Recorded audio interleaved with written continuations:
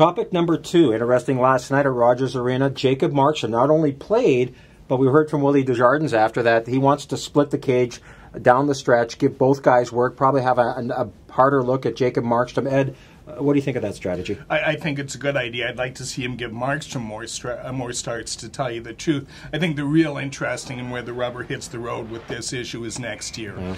And it all depends on this age-old Canucks question. Are they rebuilding, or are they going to try and make the playoffs? And it's almost, that's almost inconsequential now, right? I think they have to find out what they've got in Markstrom, if he's a guy that can play 55, 60 games, because he's going to be the meal ticket going forward.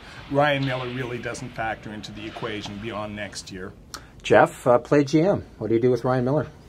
Well, I think Ryan Miller has to be able to read the writing on the wall. He's going to be 36 at the start of next season. 1 year left on his deal. As Ed said, inconsequential, maybe a little harsh, but he's got to realize that that's just the natural transition of being an aging goaltender outside of Roberto Luongo. I mean, there are 36-year-old starting goaltenders in the National Hockey League. Ryan Miller's given the Canucks 2 pretty good years of service. If they were to move him, I have to believe that they would have to pick up some of his contract. And then you're looking at bringing in somebody else on the free agent market. All of a sudden, now you're paying part of Miller's salary, but you're paying another guy to be the backup.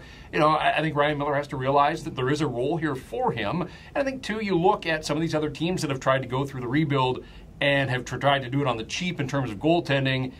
You want to give some of your young players that security blanket of having quality goaltending. So if Ryan Miller was willing to accept the role of backup, I mean, I like that 1-2 punch for next season, but the one would be Jacob Markstrom, and I'd give him every opportunity to run with the ball. The interesting thing with Markstrom is that I had 2 concerns when he got a lot of ice this year, was the fact that his rebound control wasn't great, and pucks were actually going through him, and then he had a problem with the glove hand. And what he was telling us during the years, guys, that his first move is to get the arms in and then bring the glove up, and we saw him get beat a lot on the glove. I think he's got a lot better at that. The one thing that concerns me about Jacob Markstrom, and this is not to take anything away from his ability to play, his mental makeup. Is he going to be able to handle us every day? I mean, some of us have already had our sort of exchanges with Jacob Markstrom that were kind of short. He's not paid to do that, but it's a big part of playing in this marketplace is understanding that you're going to have to be accountable on the ice and in the room and with the media day in, day out. And Ed, I think that's another great reason of giving him more ice down the stretch, is the fact that get into that rhythm. Backup quarterback, everybody loves the backup quarterback. Now you're going to be pitching every day. Let's see how you handle it. Yeah, no, and it's part of the equation that all goalies go through, and it's the difference between being the guy who plays 25 to 30 games a year and the guy who plays 55 to 60, and it is a world of a difference.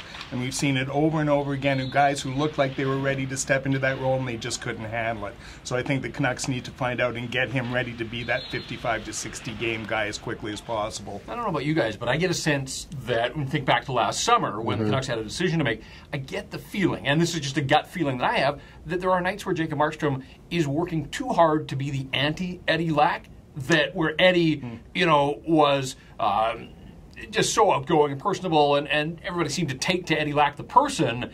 Jacob Markstrom almost wants to draw this line in the sand that was Eddie Lack. I'm a totally different guy. I do think that he's going to have to sort of soften his tone and just worry about doing his job. And if he does his job, well, then he'll have an easier time dealing with guys like us as well. Trust me, Jeff, ownership, management, the hockey ops department loves Markstrom's demeanor. We know that Rolly Melanson had a lot to do with his wanting to work with Markstrom. They loved his structure, his game. Not to take anything away from Eddie Lack, but they like Markstrom's demeanor. They don't...